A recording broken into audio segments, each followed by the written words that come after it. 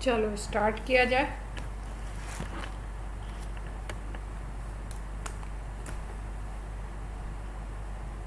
सबको voice clear है मेरी?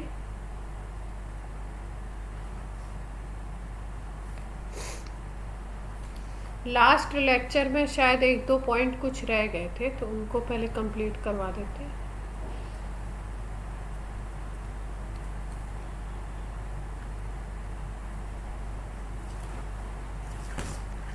क्या रह गया था?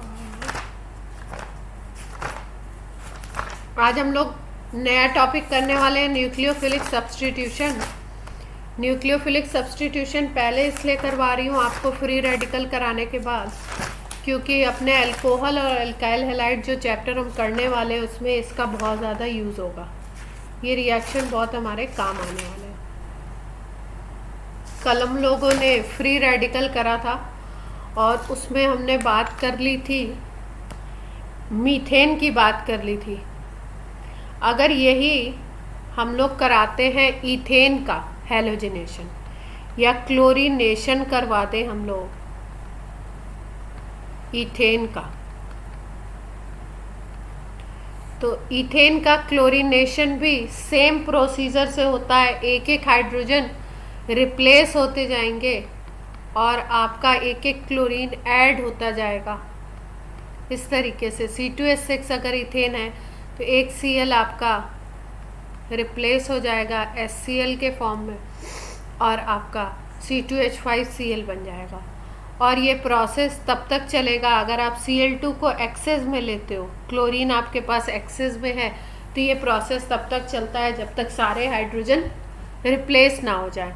अब जैसे ये सेकेंड रिएक्शन की अगर बात करो तो यहाँ से Cl2 निकलेगा और आपका ये बना देगा C2H4Cl2,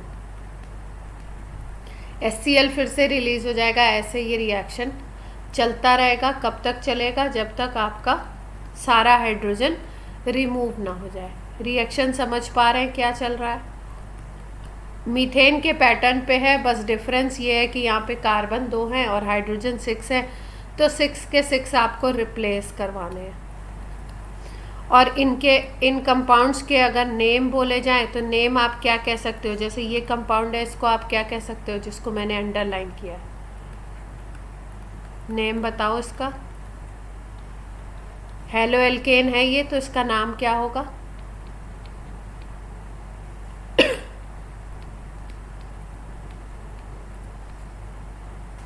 कोई बताना चाहता है?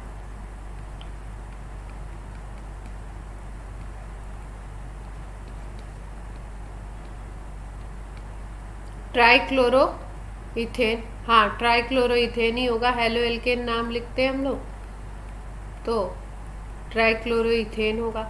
जैसे मीथेन का लास्ट प्रोडक्ट CCl4, मतलब लास्ट वाली जो रिएक्शन है, अगर क्लोरीन एक्सेस में लेते हो तो लास्ट वाली रिएक्शन तक पहुँचते पहुँचते CCl4 बन जाता है।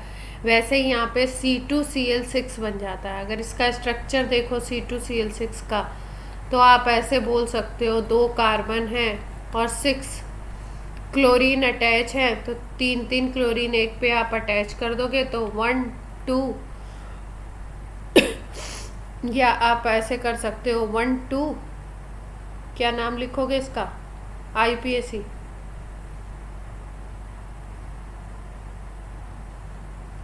जल्दी बताओ। IUPAC क्या लिखेंगे इसका?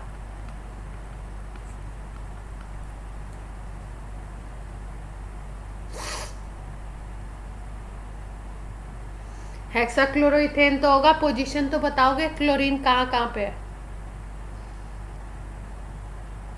1,2। तो कैसे लिखोगे इसका नाम? ऐसे लिखोगे क्या?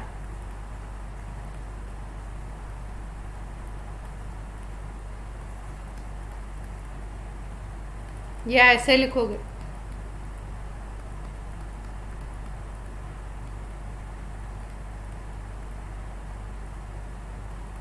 कितने लोग बोल रहे हैं फर्स्ट होना चाहिए, कितने लोग बोल रहे हैं सेकंड होना चाहिए?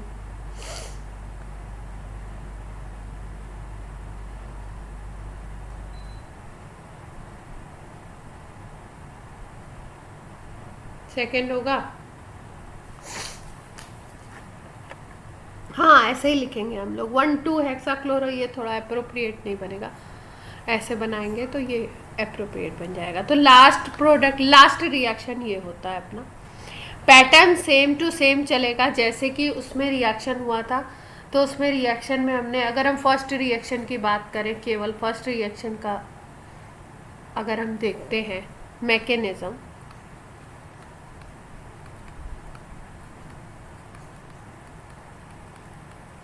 तो मैकेनिज्म में कौन कौन से स्टेप्स फॉलो होते हैं। सबसे पहला इनिशिएशन, चेन इनिशिएशन होगा। दूसरा क्या होता है, chain propagation. And third one is termination. यही तो बात हुई थी। तो अगर इनिशिएशन देखो तो फर्स्ट स्टेप इनिशिएशन है अगर, तो इनिशिएशन में क्या होगा, C2H6। सबसे पहला इनिशिएशन में तो फ्री रेडिकल क्लोरीन काम करता है ना, C2H6 तो उसके बाद आता है। पहले अगर हम क्लोरीनेशन करा रहे हैं तो क्लोरीन मॉलिक्यूल ब्रेक हो जाएगा, किसके थ्रू, होमोलाइसिस के through, Cl free radical and Cl free radical. ये इनिशिएशन होता है, इसमें हमको H-nu। अब इसकी अगर हम बात करें तो एक टर्म हम लोग यूज करते हैं, कब कब होता है ये आपका होमोलाइसिस, या कब कब बनेगा फ्री रेडिकल। अगर इसकी बात की जाए तो फ्री रेडिकल कब कब बनता है हमारा, फ्री रेडिकल हमारा बनता है 5 कंडीशंस में। 5 कंडीशंस कौन कौन सी हैं अगर बात करें तो ये 5 कंडीशन है हमारी। सबसे पहला आप हीट दे रहे हो, दूसरी है आपका E का मतलब क्या होता है, एनर्जी दे रहे हो। L का मतलब, P का मतलब परऑक्साइड की प्रेजेंस में रिएक्शन हो रहा है। L का मतलब लाइट की प्रेजेंस में हो रहा है। और R का मतलब होता है, R का स्पेशल मतलब था, भूल गए, चलो R का भी बता देंगे, इसका भी एक मतलब। तो ये सारे जो आपके मीन्स हैं, एनर्जी नहीं, इलेक्ट्रिसिटी फ्लो करवा, इससे भी होमोलिसिस हो जाती है। हीट से भी हो सकती है, इलेक्ट्रिसिटी से भी हो सकती है, सनलाइट से भी होता है, परऑक्साइड से भी होता है, और एक और ये फैक्टर होता है। 5 फैक्टर्स ऐसे होते हैं जो फ्री रेडिकल बना सकते हैं। तो इनिशिएशन तो सेम स्टेप है, मीथेन में भी ऐसे ही हुआ था और इथेन में भी ऐसे ही होगा। अब सेकेंड स्टेप पे क्या होगा, चेन प्रोपगेशन। चेन प्रोपगेशन में कौन पिक्चर में आ जाएगा, C2H6। ये C2H6 के ऊपर कौन अटैक करेगा, Cl फ्री रेडिकल करेगा, और Cl फ्री रेडिकल जैसे ही इसके ऊपर अटैक करता है, इसको C2H5 फ्री रेडिकल में कन्वर्ट कर देता है, HCl अलग हो जाता है। कैसे, ये तो आपको पता ही है।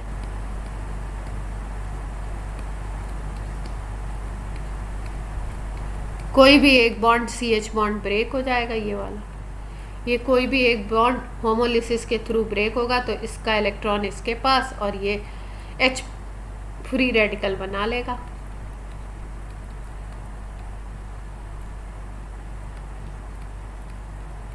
और ये H फ्री रेडिकल और Cl free radical, 2 free radical combined होकर न्यूट्रल मॉलिक्यूल बना देते हैं। एक एक इलेक्ट्रॉन होता है, एक एक बॉन्ड बना लेते हैं, और ये C2H5 फ्री रेडिकल हमको मिल जाता है। यहाँ तक बात क्लियर है।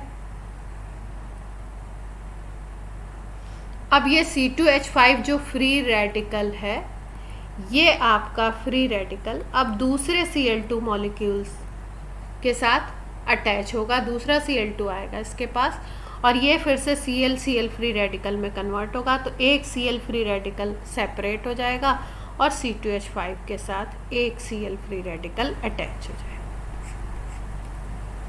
क्लियर।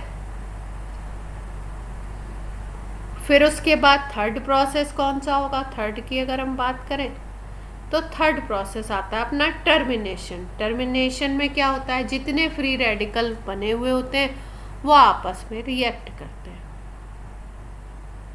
टर्मिनेशन की अगर बात की जाए तो टर्मिनेशन में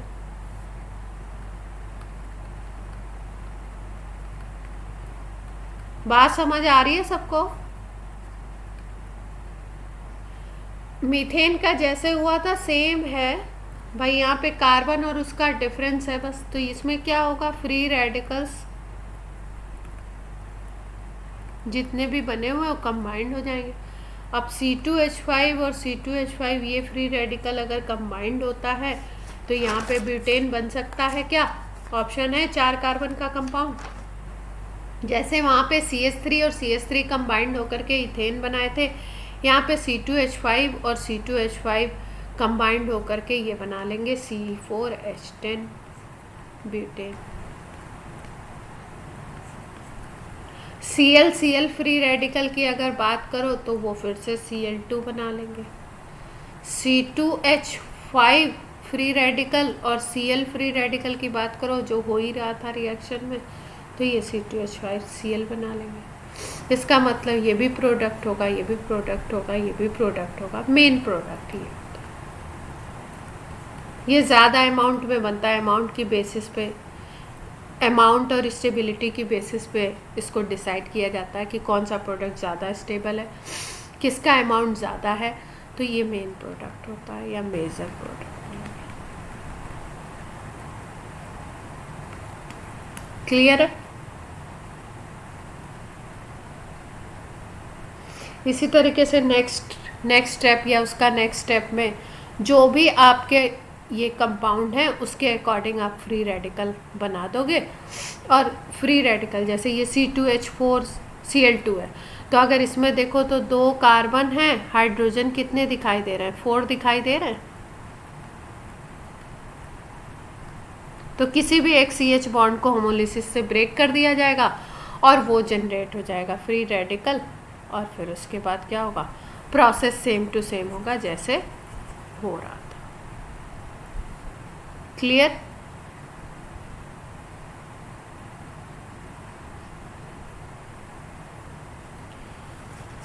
तो कुछ खास बात नहीं है, एक क्वेश्चन कर लेते हैं इस पे paste.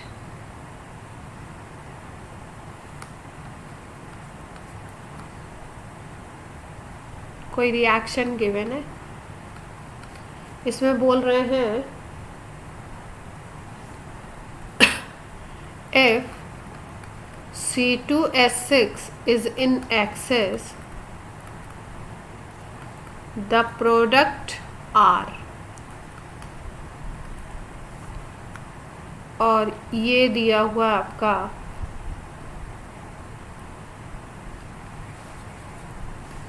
C2H6 plus Cl2 gives, ये प्रोडक्ट बन रहा है, ये HCl है, ठीक है। और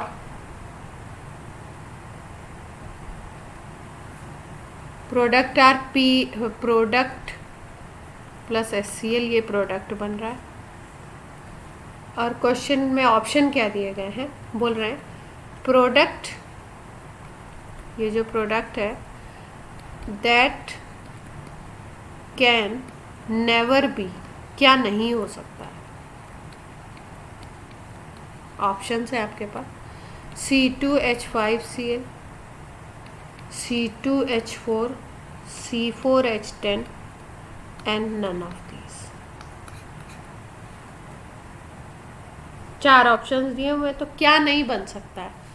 ये जो रिएक्शन है इसमें आपका एक्सेस में है C2H6, क्लोरीन एक्सेस में नहीं है, ये क्वेश्चन में गिवन है। और प्रोडक्ट बन रहा है, कोई प्रोडक्ट है और एक और HCl भी साइड प्रोडक्ट है, तो इसमें क्या नहीं बन सकता, ये प्रोडक्ट क्या नहीं हो सकता है, ये पूछ रहे हैं।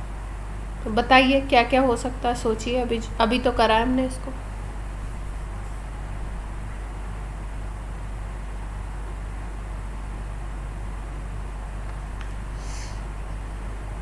अच्छा देखो क्या क्या पॉसिबिलिटी है, पहले आंसर बता देती हूँ फिर डिस्कस करते हैं। नन ऑफ दीज है इसका आंसर, है ना। अब कैसे कैसे, तो 2 तो आपको क्लियर है कि भाई C2H5 फ्री रेडिकल बनता था और उससे Cl फ्री रेडिकल रिएक्ट करता था या Cl2 रिएक्ट करता था, तो ये C2H5 Cl और Cl फ्री रेडिकल, तो ये तो बनता ही है। फर्स्ट वाला ऑप्शन तो है ही है। सेकेंड की थर्ड ऑप्शन की अगर बात करें हम लोग, तो थर्ड ऑप्शन में आपका C2H5 फ्री रेडिकल और C2H5 फ्री रेडिकल, ये टर्मिनेशन में हमने पढ़ा है, ये C4H10 बना लेगा, ब्यूटेन तो बनाएगा ही बनाएगा। तो सी ऑप्शन तो है ही। अब मेन बात किसकी बचती है, बी ऑप्शन कहाँ से आया, बी ऑप्शन कैसे बन रहा है। देखो बी ऑप्शन कैसे बनता है, ये एल्कीन है C2H4, इथाइलिन है ना CH2 डबल बॉन्ड CH2, ये बनता है। ठीक है, अब ये कैसे बनता है ये देखते हैं हम लोग, इस रिएक्शन में कैसे फॉर्म। इसमें एक स्पेशल तरीके का रिएक्शन होता है जिसको हम बोलते हैं, अच्छा 11th में हम लोगों ने डिसप्रपोर्शनेशन पढ़ा था। डिसप्रपोर्शनेशन का क्या मतलब था, जरा जल्दी से बता दो।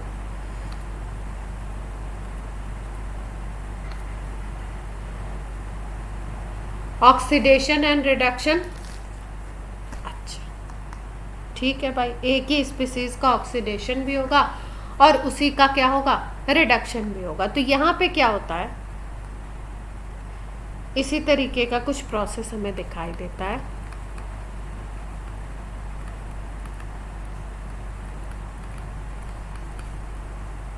कैसे दिखता है, देखो ये C2H5 फ्री रेडिकल था एक, और ये दूसरा C2H5 फ्री रेडिकल, दोनों जब होते हैं आपके, ठीक है, क्योंकि इथेन यहाँ पे एक्सेस में है तो ये फ्री रेडिकल भी खूब बन जाएगा। और ये फ्री रेडिकल जब दोनों बनते हैं, तो दोनों जब फ्री रेडिकल बनते हैं तो एक प्रोसेस आपको पता है कि ऐड ऑफ हाइड्रोजन, अगर हाइड्रोजन ऐड होती है किसी में तो उसको हम रिडक्शन बोलते हैं, और लॉस ऑफ हाइड्रोजन होता है तो उसको हम क्या बोलते हैं, ऑक्सीडेशन बोलते हैं। ऑक्सीडेशन और रिडक्शन का ये भी तो एक डेफिनेशन है। तो इसमें क्या होता है कि एक free radical H free radical को रिलीज कर देता है और एक फ्री रेडिकल जो होता है वो H फ्री रेडिकल को गेन कर लेता है। ठीक है, अगर C2H5 को लिखो आप, तो एक C2H5H दूसरे को दे देगा और दूसरे को देने के साथ साथ वो क्या बन जाएगा, C2H6, और एक H को क्या करेगा, लूज करेगा, तो वो बच जाएगा C2H। ये प्रोसेस होता है। ठीक है, एक क्या करेगा, लूज करेगा H को, और एक क्या करेगा, गेन कर लेगा H। ये प्रोसेस होता है यहाँ पे एक स्पेशल तरीके का, मतलब डिसप्रपोर्शनेशन होने लगता है इसमें, इसलिए यहाँ पे क्या हो जाता है, हमें एल्कीन भी कुछ अमाउंट में मिलेगा।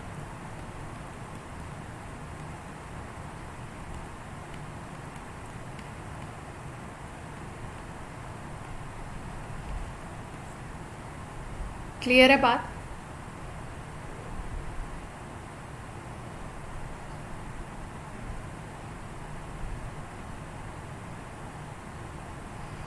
तो ये बात थी अपने फ्री रेडिकल सब्स्टिट्यूशन की। अभी इसमें हम लोग कुछ और बातें भी करेंगे, एक और रह गया है कुछ। आज का जो हमारा टॉपिक है वो क्या है, न्यूक्लियोफिलिक सब्स्टिट्यूशन। तो न्यूक्लियोफिलिक सब्स्टिट्यूशन समझते हैं भाई, दो तरीके के रिएजेंट होते हैं। अटैकिंग रिएजेंट की अगर बात करूं या अटैकिंग स्पीसीज की अगर बात करूं, तो आप बोल सकते हो एक होती है न्यूक्लियोफाइल और दूसरी होती है कैसी, इलेक्ट्रोफाइल। न्यूक्लियोफाइल की अगर बात करो तो बोलते हैं न्यूक्लियस लविंग। न्यूक्लियस लविंग मतलब पॉजिटिव को अट्रैक्ट करेगा ये, तो पॉजिटिव को अट्रैक्ट करेगा, तो ये दो तरीके का हो सकता है, या तो निगेटिव चार्ज वाला हो सकता है या न्यूट्रल भी हो सकते हैं। अब ये जो निगेटिव चार्ज वाली स्पीसीज होती है वो तो पॉजिटिव को अट्रैक्ट ही करती हैं, जैसे मान लो OH- हो गया, Cl- हो गया, ये सब पॉजिटिव को अट्रैक्ट करेंगे ना, क्योंकि इनके ऊपर कैसा चार्ज है, नेगेटिव चार्ज है। ठीक है। दूसरी कैसी स्पीसीज हो सकती हैं, जिनके पास आपका लोन पेयर ऑफ इलेक्ट्रॉन हो, कोई ऐसे मॉलिक्यूल हो जिनके पास लोन पेयर ऑफ इलेक्ट्रॉन हो, तो वो काम कर सकते हैं आपके न्यूक्लियोफाइल की तरह, न्यूक्लियस लविंग। जैसे लोन पेयर वाला कोई एग्जांपल बताइए।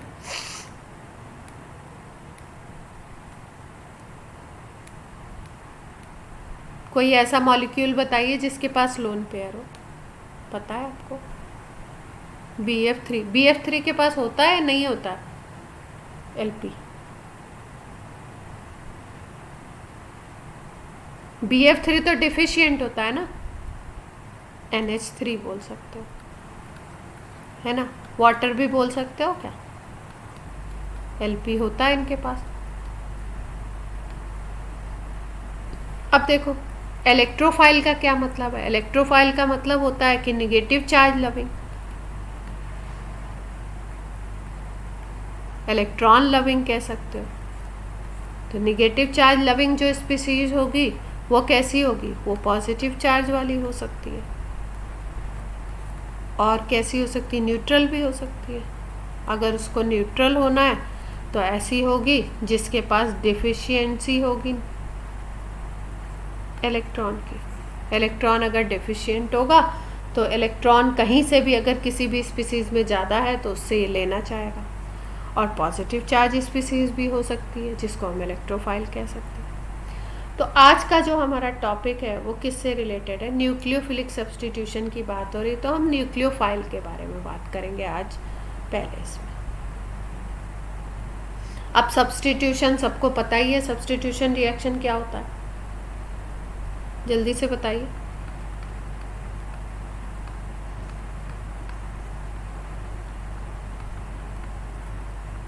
हाँ, न्यूक्लियोफिलिक सब्स्टिट्यूशन बोल रहे हैं तो क्या होता है कि आपका जो चीज़ आपकी निकलेगी वही आपकी क्या होगी, अटैच होगी। मतलब क्या है, जैसा ग्रुप आपसे निकलता है किसी कंपाउंड से वैसा ही ग्रुप वहाँ पे अटैच हो जाता है। सपोज ये कंपाउंड AB है, इससे C अटैच होता है और A के साथ आके C अटैच हो जाए और B निकल जाए, तो B का जैसा नेचर होगा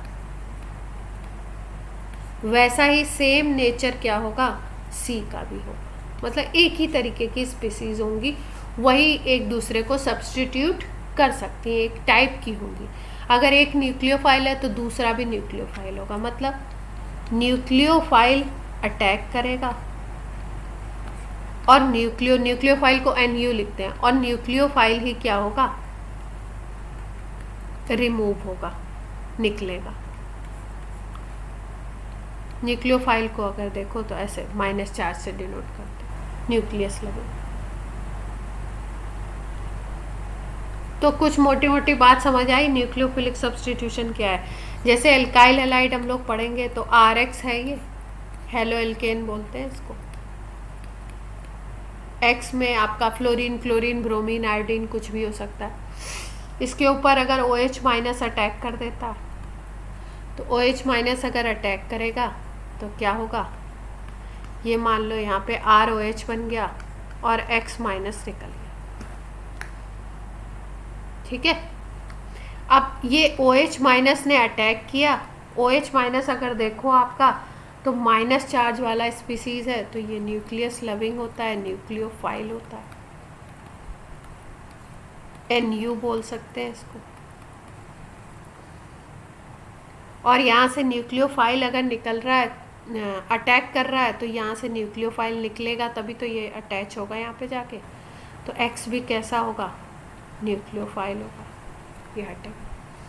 अब जो न्यूक्लियोफाइल जो अटैक करता है उसको तो न्यूक्लियोफाइल ही बोलते हैं। जो ग्रुप आपका निकलता है, जैसे यहाँ पे RX से रिप्लेस कौन हुआ, X रिप्लेस हुआ, तभी तो OH आके अटैच हुआ। तो ये जो X वाला, ये वाला जो ग्रुप है, इसको हम लोग बोलते हैं लीविंग ग्रुप, LG बोलते हैं। क्लियर है बात इतनी?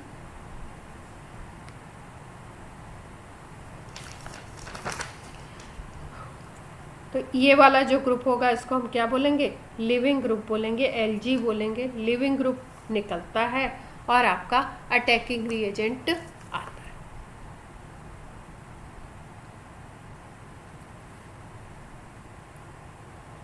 अब यहाँ पे अगर ये वाला जो रिएक्शन था इसमें हम बोले तो OH ग्रुप को लिविंग ग्रुप बोला था हमने।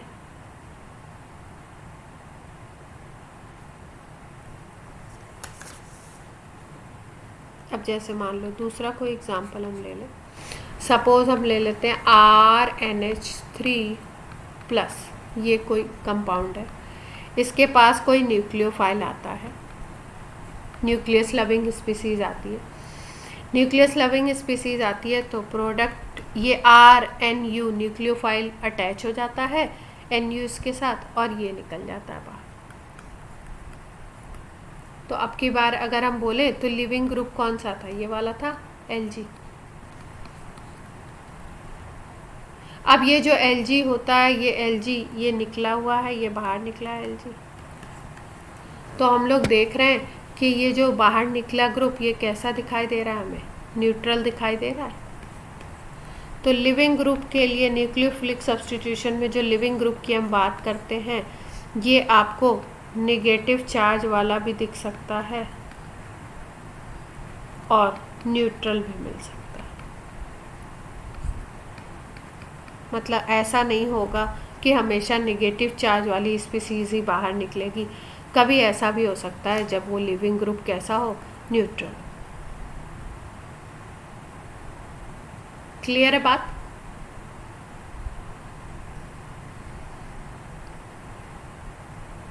तो न्यूक्लियोफिलिक सब्स्टिट्यूशन क्यों बोला? न्यूक्लियोफाइल अटैक करता है, किसी एक ग्रुप को हटा देता है और उसकी जगह पे प्लेस हो जाता है खुद। जो ग्रुप रिमूव होता है उसको हम लोग बोलते हैं लिविंग ग्रुप। ये लिविंग ग्रुप आपका नेगेटिवली चार्ज भी हो सकता है और आपका न्यूट्रल स्पीसीज भी हो सकता है। अब अगर हम लोग बात करें कि ये जो न्यूक्लियोफिलिक सब्स्टिट्यूशन हम लोग पढ़ने वाले हैं, ये किसके ऊपर डिपेंड करेगा? तो न्यूक्लियोफिलिक सब्स्टिट्यूशन की अगर बात करो तो ये सब्स्टिट्यूशन आपका डिपेंड करता है लिविंग ग्रुप की टेंडेंसी पे बहुत ज़्यादा। डिपेंड्स ऑन Lg टेंडेंसी, कैसी इसकी टेंडेंसी है इसके ऊपर डिपेंड करेगा। अब Lg की टेंडेंसी का मतलब क्या है? देखो, Lg की टेंडेंसी का मतलब है कि ये इजीली रिमूव हो जाता है, इजीली फॉर्म होता है, अलग हो जाता है, या आपका डिफ़िकल्टी से। अगर इजीली फॉर्म होगा तो इसको हम बोलेंगे कि ये सब्स्टिट्यूशन इजी हो रहा है, मतलब Lg अच्छी क्वालिटी का है, लिविंग ग्रुप अच्छी क्वालिटी का है, बेटर है, बेस्ट है उस रिएक्शन के लिए। अब जिसमें भी Lg अच्छी टेंडेंसी का होगा उसमें ऑब्वियस सी बात है उस रिएक्शन का रेट इंक्रीज हो जाएगा। मतलब अगर आपको 4 रिएक्शन गिवन है, 4 ऑप्शंस गिवन है और बोल रहे हैं इन सब में न्यूक्लियोफिलिक सब्स्टिट्यूशन हो रहा है और इसमें आप बताओ कि रिएक्शन का रेट किस में सबसे अच्छा होगा। अगर एक ग्रुप सेम है और लिविंग ग्रुप उसमें डिफरेंट है तो हम लोग लिविंग ग्रुप को कंपेयर करके बता देंगे जो सबसे अच्छा लिविंग ग्रुप होगा वहाँ पे क्या होगा, रिएक्शन का रेट सबसे ज़्यादा होगा। क्लियर है इतनी बात?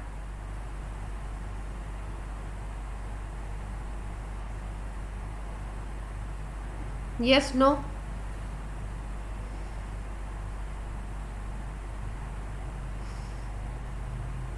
अब इस बात को हम लोग एग्जाम्पल से समझते हैं। सपोज मान लो हमारे पास एल्किल हैलाइड है। एल्किल हैलाइड की अगर बात करें तो फ्लोराइड भी हो सकता है, क्लोराइड भी हो सकता है, ब्रोमाइड भी हो सकता है, डाइड भी हो सकता है, कोई भी ले सकते हैं। इसके ऊपर आया कोई न्यूक्लियोफाइल जिसके पास इलेक्ट्रॉन है, ये अटैक कर रहा है। अब ये अटैक कर रहा है और बोल रहे हैं कि भाई कोई न्यूक्लियोफाइल अटैक कर रहा है, तो स्पीड किसकी ज़्यादा होगी, रेट किसका ज़्यादा?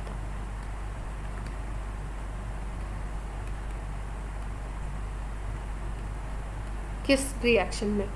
ए में, बी में, सी में, डी में। मतलब रिएक्टेंट आप ये लेते हो तब रेट ज़्यादा होगा, ये लेते हो, ये लेते हो, किसको लेते हो? तो अगर इसमें सब में देखें तो एल्किल ग्रुप तो सेम ही है अपना। लिविंग ग्रुप कौन होगा इसमें? एक में फ्लोरीन हटेगा, दूसरे में क्लोरीन हटेगा, तीसरे में Br हटेगा और चौथे में कौन हटेगा? I हटेगा। यही तो हटेंगे, Br minus F minus Cl minus I minus, ये रिमूव होंगे। इतनी बात क्लियर हो रही है? डी आना चाहिए आपके हिसाब से? अच्छा ठीक है। क्यों?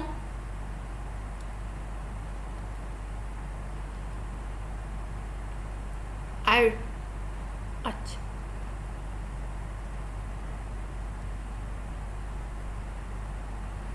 देखो जो आंसर है इनका वो सही है, अब उसको समझते हैं हम लोग कैसे सही है। बेस्ट की अगर बात करो तो I माइनस होगा, तो सबसे ज़्यादा रेट इसी में होगा।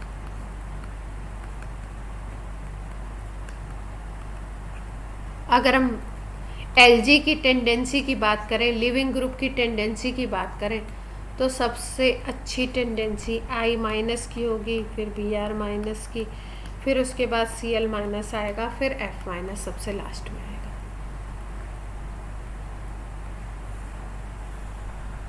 ठीक है, इसको देखने के लिए दो तरीके होते हैं। देखो क्या दो तरीके हैं? एक तो हम लोग फर्स्ट जो मेथड होता है इसको देखने का,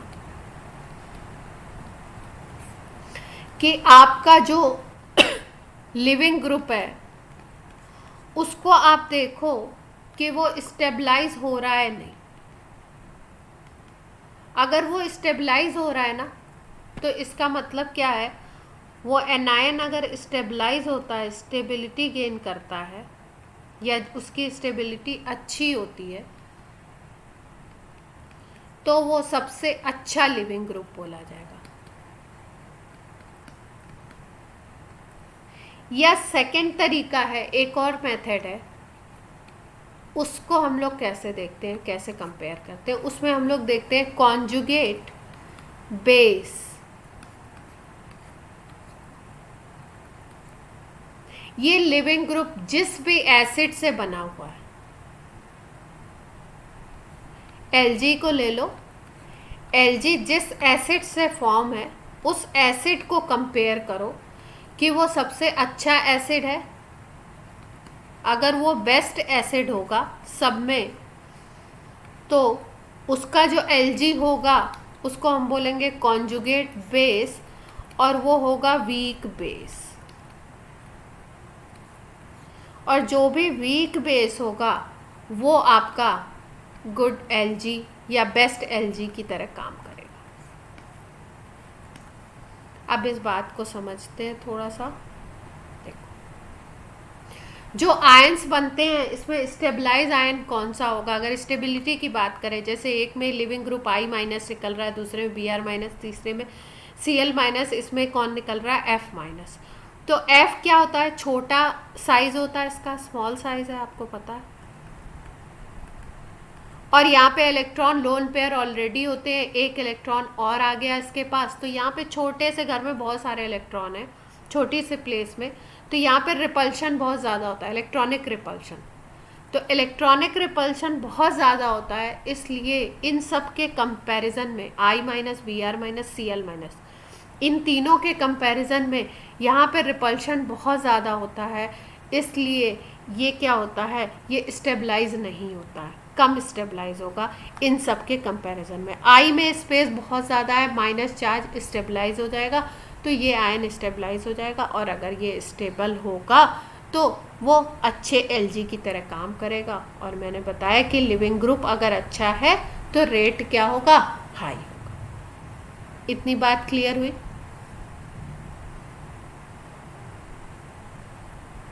ये स्मॉल साइज है आपका, तो यहाँ पे रिपल्शन ज़्यादा है,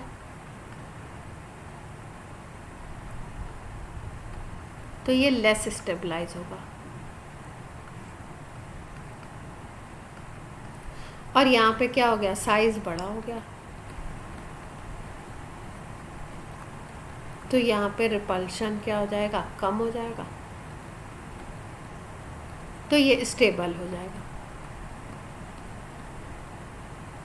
इसलिए जो भी माइनस वाला चार्ज जो भी लिविंग ग्रुप है, अगर वो आयन स्टेबलाइज हो जाता है तो हमारी बात क्या बन जाती है? हमारी बात बन जाती है कि अगर वो स्टेबल हो गया तो इसका मतलब रेट को बढ़ाएगा, उस रिएक्शन का रेट ज़्यादा। और अगर वो लेस स्टेबल है तो यहाँ पे कहानी दूसरी हो जाएगी।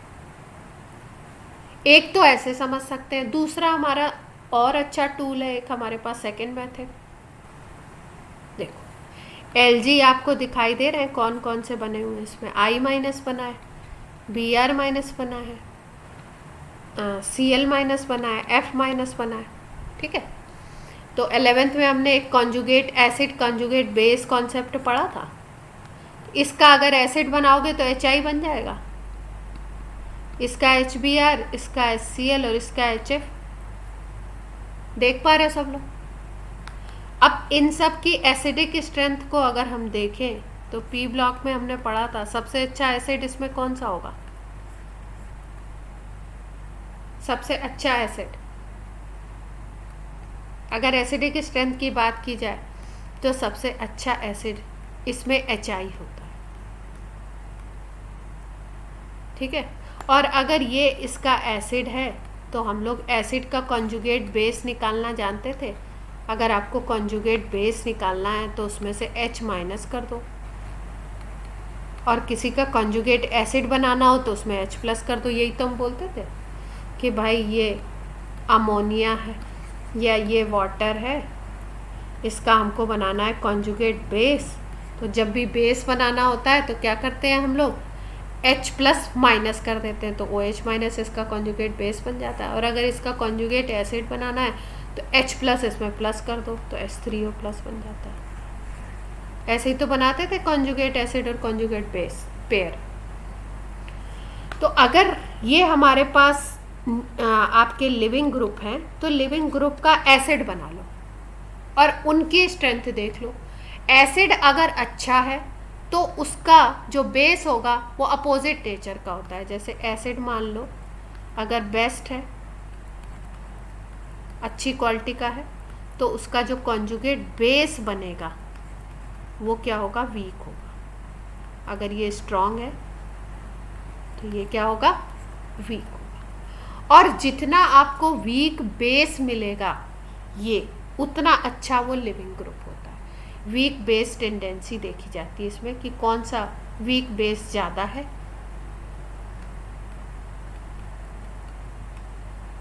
अगर वीक बेस है तो वो क्या होगा? गुड लिविंग ग्रुप, अच्छा लिविंग ग्रुप।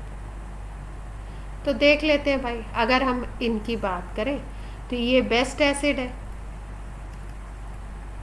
या स्ट्रॉन्ग एसिड है, इन सब में कंपेयर कर रहे हैं। तो ये अगर स्ट्रॉन्ग एसिड है तो इसका I माइनस जो बेस होगा वो क्या होगा? वीकर होगा, सबसे वीकेस्ट होगा इनमें।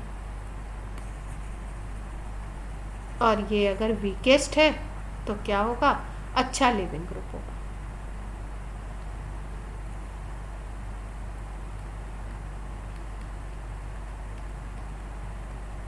और जो चीज़ बेसिक स्ट्रेंथ में वीक हो गई वो आपकी गुड एलजी की तरह काम करेगी, तो रेट को क्या करेगी?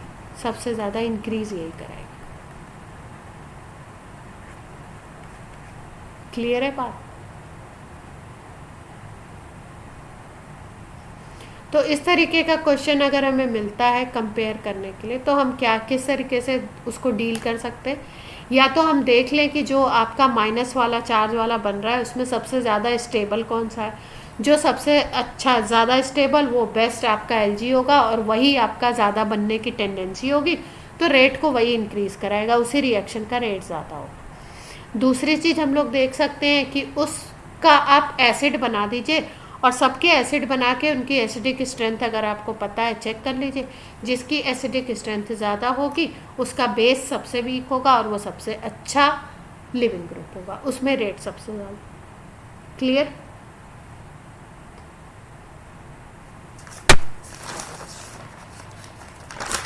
आगे बात की जाए।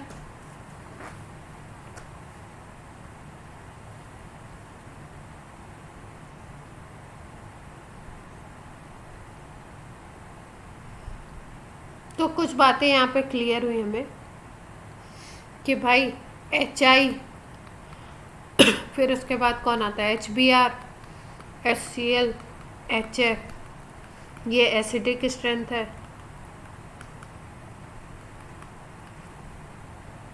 अगर हम बोले I माइनस, फिर Br minus, Cl minus, F minus, तो ये क्या है, बेसिक स्ट्रेंथ बोल सकते हो आप। और अगर Lg टेंडेंसी की बात करो, लिविंग ग्रुप टेंडेंसी की, तो I माइनस की सबसे ज़्यादा, Br माइनस की उससे कम, ये बोल सकते हैं हम लोग। और रेट भी इसी पे डिपेंड करेगा। क्लियर?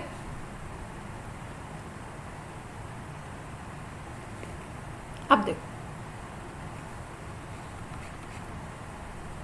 कोई रिएक्शन ऐसा है जिसमें NH2 माइनस निकल रहा है, और कोई रिएक्शन ऐसा है जिसमें OH माइनस, ये दोनों Lg दिए हुए। अब अगर इन दोनों को देखो तो किस में रेट ज़्यादा होना चाहिए, आपके हिसाब से सोचो एक बार।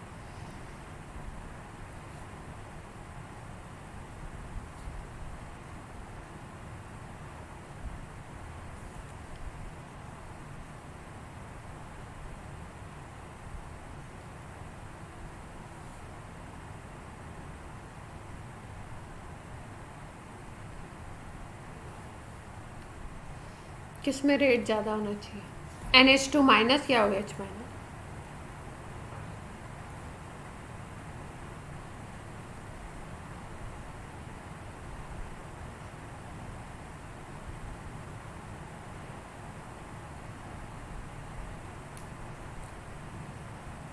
देखो इसमें कॉमन फैक्टर क्या है, N के साथ हाइड्रोजन अटैच है, O के साथ हाइड्रोजन अटैच है, दोनों में, दोनों नेगेटिव आयन है, दोनों ही आपके क्या है, न्यूक्लियस लविंग है, न्यूक्लियोफाइल है, तो ये तो कॉमन फैक्टर होगा। अगर हम लोग बात करें तो नाइट्रोजन और ऑक्सीजन एक ही ग्रुप में होते हैं, और नाइट्रोजन की इलेक्ट्रोनेगेटिविटी की बात करो तो ऑक्सीजन की इलेक्ट्रोनेगेटिविटी से कम होती है, ये तो सबको पता है।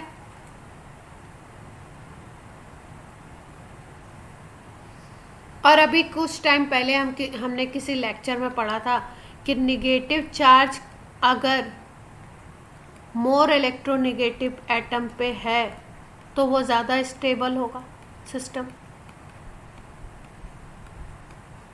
ये बात पढ़ी थी हमने कहीं पे। तो यहाँ पे अगर देखो तो निगेटिव चार्ज इस पे है तो मोर स्टेबल किस में होगा, OH माइनस में होगा क्या, क्योंकि ऑक्सीजन ज़्यादा इलेक्ट्रोनेगेटिव है। तो इस पॉइंट से अगर हम बोले तो मोर स्टेबल कौन होगा, OH माइनस होगा, और मोर स्टेबल एनायन है ये, तो आपका अच्छा Lg होगा। तो रेट इसमें ज़्यादा होना चाहिए, यस और नो। दूसरा देखो, ये तो हमने माइनस की स्टेबिलिटी से देख लिया। दूसरा हम लोग देख सकते हैं, एसिड बना लो इसका, NH2 माइनस है और OH माइनस है, एसिड बनाने के लिए क्या बोला, H प्लस ऐड कर दो, तो ये NH3 बन गया, और ये क्या बन गया, सॉरी हाँ बना लेते हैं, और ये H2O बन जाएगा। अब अगर हम बोले NH3 और H2O को अगर कंपेयर करो तो अमोनिया को बेसिक बोला जाता है, और वाटर को क्या बोलते हैं, एम्फोटेरिक बोलते हैं। मतलब वाटर का बेसिक नेचर इससे तो कम ही होगा, बेसिक नेचर को अगर कंपेयर करो तो वाटर का कम होगा। किसी चीज़ को सिंपली बेस बोल रहे हो और कोई चीज़ का नेचर बेसिक बता रहे हो और किसी को एम्फोटेरिक ले रहे हो तो एम्फोटेरिक तो कम ही होगा बेसिक से। तो इसका मतलब बेसिक नेचर अगर बोलो तो अमोनिया का ज़्यादा और वाटर का कम। जिसका लेस बेसिक वो गुड एलजी।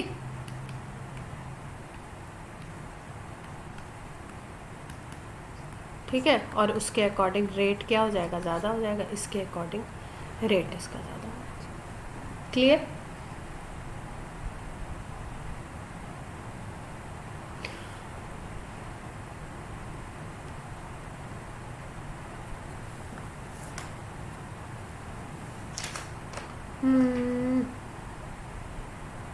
NH2 माइनस का हो गया, बेटर एलजी बता दिया। अब क्या बताया, एक और अच्छा सा एग्जांपल था।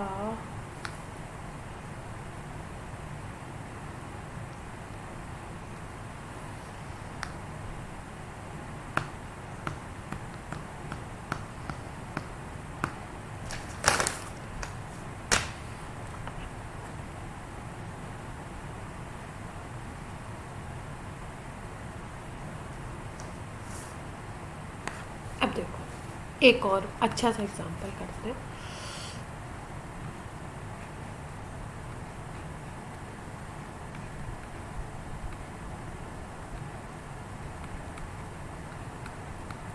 एक CO माइनस लगा हुआ है बेंजीन रिंग के ऊपर, दूसरे में बेंजीन रिंग के ऊपर केवल O माइनस लगा दो, और तीसरे में बेंजीन रिंग के ऊपर हम लोग लगा देते हैं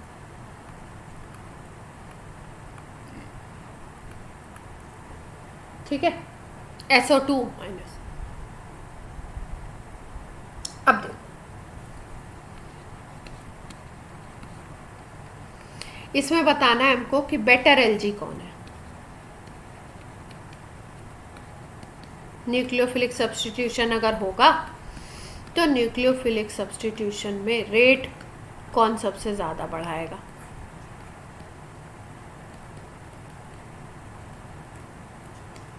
क्वेश्चन कैसे भी पूछ सकते हैं, ऐसे भी रेट भी पूछ सकते हैं, एलजी भी पूछ सकते हैं। तो देखो इसमें क्या करें। अब इसमें अगर हम देखें तो हमें अभी स्टेबिलिटी के बारे में पता नहीं है कि किसकी स्टेबिलिटी ज़्यादा होगी क्या होगी, तो हम लोग क्या करें, इसका दूसरे वाले तरीके से इसको कर लेते हैं। इसका एसिड बना लेते हैं। बनाए एसिड बना ले, H ऐड कर दो, एसिड बन जाएगा। तो यहाँ पे आपका बेंजीन रिंग था, इस पे COO माइनस था, तो COH बेंजोइक एसिड बन जाएगा। सेकेंड की अगर बात करो तो फिनॉल बनेगा क्या, और थर्ड की अगर बात करो तो ऊपर की तरफ SO3 लगा हुआ था टोटल में, तो SO3H आ जाएगा। अब इनकी एसिडिक स्ट्रेंथ को कंपेयर कर लेते हैं। जो सबसे अच्छा एसिड होगा उसका जो बेस है, ये बेस है, तो उसके जो बेस होंगे, जो सबसे अच्छा एसिड उसका बेस सबसे गंदा हो जाएगा, और जो सबसे वीकेस्ट बेस होता है वही सबसे अच्छा एलजी होता है। तो देख लेते हैं भाई, ये बेंजोइक एसिड है, ये फिनॉल है, ये आपका सल्फोनिक एसिड है, बेंजीन सल्फोनिक एसिड। तो देखो हम लोगों ने जो IUPAC में या कहीं पे भी सीनियरिटी टेबल अगर हम ऑर्गेनिक में पढ़ते हैं तो सबसे अच्छी एसिडिक स्ट्रेंथ सल्फोनिक एसिड की बोली जाती है, benzene sulphonic acid. SO3H benzene के ऊपर लगा हुआ, तो सबसे अच्छा एसिड ये हो गया। ये बेंजोइक एसिड तो इसके बाद आना ही आना है। फिनॉल एसिडिक होते हैं लेकिन इनके कंपैरिजन में बहुत कम होते हैं। तो अगर ऑप्शन देखो आप तो सबसे अच्छा एसिड कौन सा बन गया, ये वाला। उसके बाद अगर देखो तो बेंजोइक एसिड आ जाएगा अपना। उसके बाद लास्ट में फिनॉल आएगा, फिनॉल बहुत कम होता है। अगर यहाँ फॉर्मिक एसिड भी दिया होता तो फॉर्मिक एसिड की स्ट्रेंथ इसके और इसके कहीं बीच में आती है। अभी इसका काम नहीं है, फिर भी बता देते हैं एक बार। अपना काम तो इसका ही है। फॉर्मिक, बेंजोइक और सल्फोनिक एसिड दोनों के बीच में आती है स्ट्रेंथ। ये सब हम लोग Ka वैल्यू से देखते हैं। जिसका Ka सबसे हाईएस्ट होगा वो सबसे अच्छा एसिड होगा, और इसके लिए Ka सबसे पी के ए सबसे कम होता है, लोएस्ट, तो ये सबसे अच्छा एसिड। तो अगर पी के वैल्यू दी है तो पी के जिसका सबसे कम वो सबसे अच्छा एसिड, के दिया हुआ है तो के जिसका ज़्यादा वो सबसे अच्छा एसिड। तो इस तरीके की इन्फॉर्मेशन तो हमारे पास है नहीं, हमने इस तरीके से कंपेयर किया कि बेंजीन सल्फोनिक एसिड सबसे अच्छा एसिड, उसके बाद बेंजोइक एसिड, उसके बाद आपका फिनॉल। तो इसका ये अगर बेस्ट है तो इसका बेस वीकेस्ट होगा, और इसका बेस अगर वीकेस्ट होगा तो वो क्या होगा, गुड एलजी हो जाएगा या बेस्ट एलजी हो जाएगा। तो रेट सबसे ज़्यादा किस में हो जाएगा आपका, ये वाले में। उसके बाद बीच में कौन सा आएगा,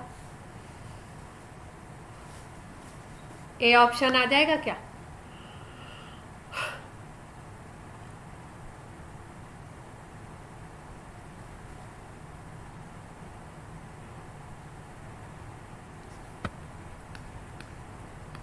ये ऑर्डर आना चाहिए, जस्ट रिवर्स हो गया। एसिटिक स्ट्रेंथ जिस ऑर्डर में है उसका जस्ट रिवर्स हो जाएगी एलजी टेंडेंसी। क्लियर?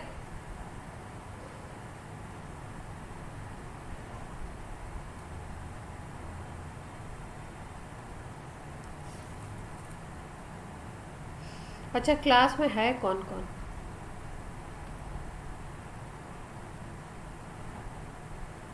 आज तो मैंने पूछा ही नहीं है कौन कौन। आयुष है, विधि है, मीत है, हर्षित है, प्रणय है, अभिनव है। अभी तो हर्ष भी थे थोड़ी देर पहले, हर्ष गायब हो गए। हर्ष थे और कौन था आज? अनुकृति, आर्ची, ये सब कोई नहीं है। मीत कहाँ भाई, बहन कहाँ है आपकी? अच्छा, ये सब अपने जिनके मैं आप लोगों का वो बना दूं क्या, पेयर बना दूं कि इसका इस कोई नहीं आ रहा है तो उसको अगले को फ़ोन करना है अपने आप। आपने करा था आज इन लोग का एग्ज़ाम था शायद, हर्ष अनुकृति का पता नहीं, उनको नहीं है क्या बात है। हर्ष ने मुझे बोला था कि मैम 12 बजे ख़त्म हो जाएगा, तो मैंने कहा चलो 12:30 से क्लास कर देते हैं, दिक्कत नहीं आएगी। चलो कोई बात नहीं। प्रणय आपका भी एग्ज़ाम चल रहा है बच्चा? अच्छा चलो भाई, इसकी बात हो गई। अब एक और कर ले, हम लोग थोड़ा सा पहले पढ़े हुए कॉन्सेप्ट को यूज़ कर लेते हैं। ये तो वही वाला है अभी जो बना था SO3 वाला। दूसरे में क्या करते हैं हम लोग, इसको तो लगाते ही लगाते हैं, इसके साथ हम लोग लगा देते हैं, अटैच कर देते हैं एक जगह Cl और एक जगह CS3।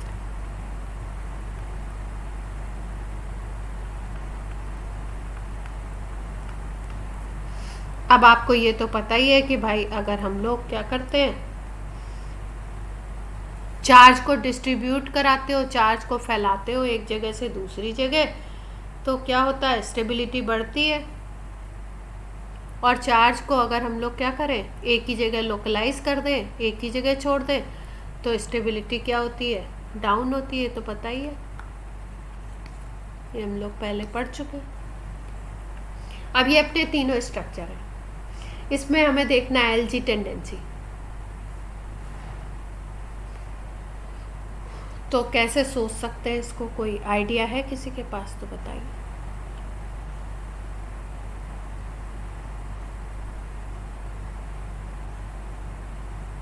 इतना देखो, इतना पार्ट तो कॉमन है भाई, ये SO3 माइनस वाला और बेंजीन के साथ इतना तो कॉमन है। तो जो डिफरेंट फैक्टर है वही देखेंगे हम। यहाँ पे कोई ग्रुप नहीं अटैच है अदर, यहाँ पे Cl अटैच है, यहाँ पे CS3 अटैच है। तो ये जो माइनस चार्ज है इसको कौन बढ़ाएगा, कौन फैलाएगा और कौन वहीं पे छोड़ देगा, कौन पुल करेगा, कौन उसको डोनेट करेगा। चलो बताओ।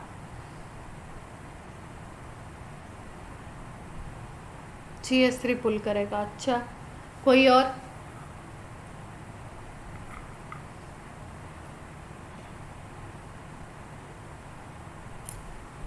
जल्दी जल्दी। सीएल बढ़ा देगा। अच्छा, सीएल क्या बढ़ाएगा?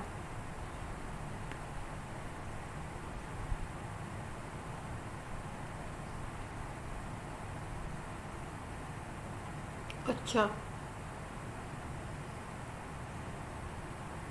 और माइनस आई से नहीं सोच सकते इसको? हेलोजन है ना, तो हेलोजन में कौन सा इफेक्ट वो करता है? इंडक्टिव। तो अब क्या करना पड़ेगा? दोनों को इंडक्टिव से कंपेयर करना पड़ेगा। मिथाइल में तो एम है ही नहीं।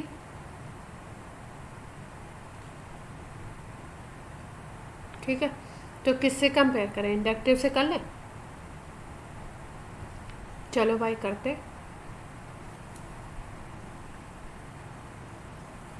देखो बी स्ट्रक्चर को अगर देखो तो बी स्ट्रक्चर में सीएल अटैच है। सीएल क्या करता है? इलेक्ट्रॉन को अपनी तरफ पुल करेगा, यही तो करेगा, माइनस आई लगाएगा ना।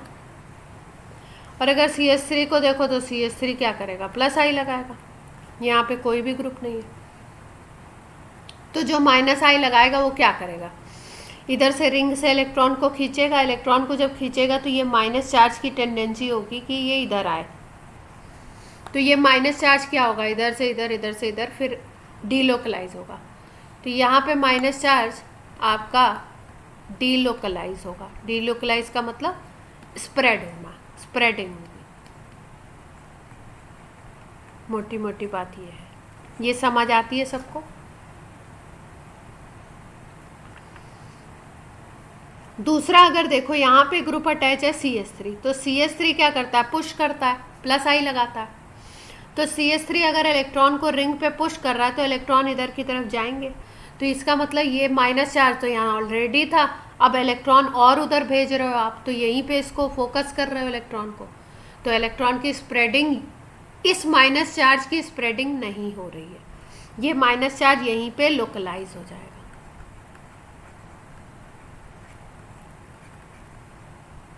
इसको आप इधर से इधर लाने की कोशिश नहीं कर रहे हो और भेज रहे हो, इधर धक्का दे रहे हो, तो इधर आएगा नहीं। ठीक, पुश करने का काम कौन कर रहा है? CH3। यहाँ पे पुल करने का काम कौन कर रहा है? Cl। तो इसमें प्लस आई, इसमें माइनस आई, इसमें स्प्रेडिंग, डीलोकलाइजेशन, तो स्टेबिलिटी होगी।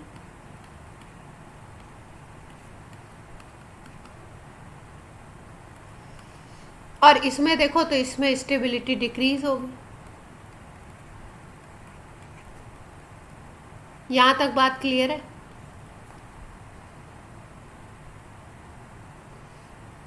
पहले वाले स्ट्रक्चर को देखो तो पहले वाले में ना तो कोई पुल कर रहा है ना ही पुश कर रहा है। ठीक है, तो इसका जो होगा आपका इफेक्ट वो क्या होगा? इससे तो कम होगा। इसमें डीलोकलाइजेशन हो रहा है और इसमें क्या हो रहा है? इसमें डाउन जा रहा है, तो इसकी टेंडेंसी आपकी बीच में आ जाएगी। क्लियर है बात?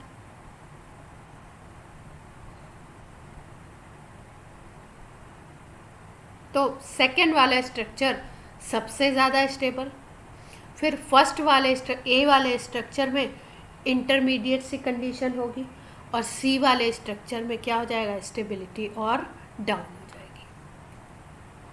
तो अगर हम बात करें बी ए सी, स्टेबिलिटी ऑर्डर भी यही हो जाएगा, और जो स्टेबिलिटी ऑर्डर होता है वही क्या हो जाता है आपका? LG टेंडेंसी भी हो जाती है। क्लियर है बात?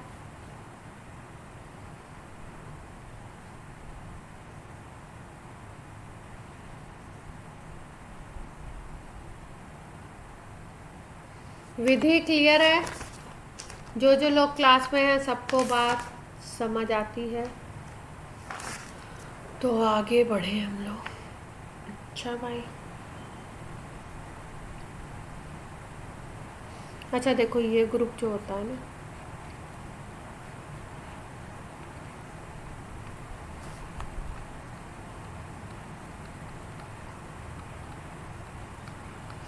ये जो ग्रुप है ना CH3 जिस पे यहाँ पे अटैच है, इसको हम बोलते हैं इस ग्रुप का,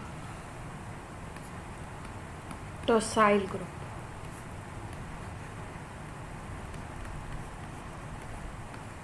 ठीक है, टॉसाइल ग्रुप नाम पड़ा हुआ है किससे? टॉलुइन से। टॉलुइन ये कंपाउंड होता है, बेंजीन के ऊपर CH3 लगा दो ना तो ये टॉलुइन होता है, इससे ये नाम आया टॉसाइल ग्रुप। इसके ऊपर SO3H आता है तो ये क्या बन जाता है आपका? टॉलुइन के साथ आपका बेंजीन सल्फोनिक एसिड, मतलब sulphonic acid, sulpho group attach हो गया, तो इस ये वाले ग्रुप को टॉसाइल ग्रुप बोलते हैं। और इस पूरे को अगर लिखेंगे हम पूरे को, तो इसको ऐसे लिखते हैं, TS लिखते हैं शॉर्ट। ये बहुत अच्छा Lg होता है।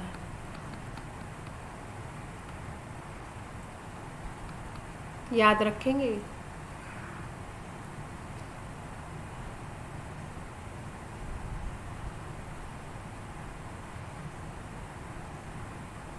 अब आप बोलोगे ये तो बहुत अच्छा Lg था, तो आपने तो यहाँ पे Lg दूसरा बता दिया, बोलोगे ना?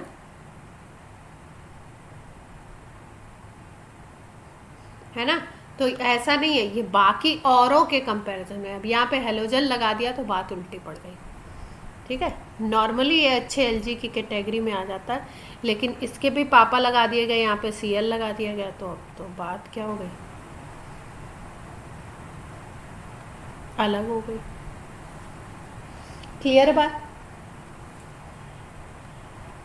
तो ये बात बिल्कुल डिफरेंट बात थी।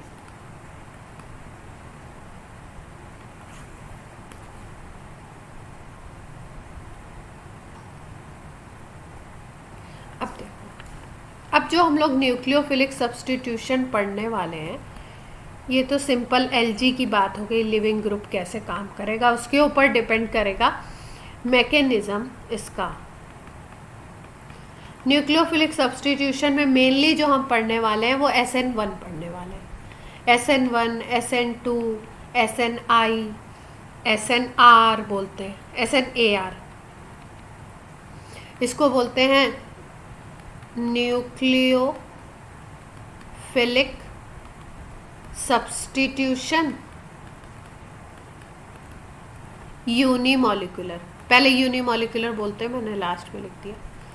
यूनिमॉलिक्यूलर न्यूक्लियोफिलिक सब्स्टिट्यूशन बोलते हैं इसको। ये जो होता है इसको बोलते हैं बाईमॉलिक्यूलर। और ये जो तीसरा वाला होता है इसको हम लोग बोलते हैं न्यूक्लियोफिलिक सब्स्टिट्यूशन इंट्रामॉलिक्यूलर। इंट्रा समझते हैं ना, विद इन द मॉलिक्यूल। और ये AR लिख दिया तो न्यूक्लियोफिलिक सब्स्टिट्यूशन एरोमेटिक। तो सबसे ज़्यादा हमें इम्पॉर्टेंट क्या है हमारा? ये दोनों पढ़ना है।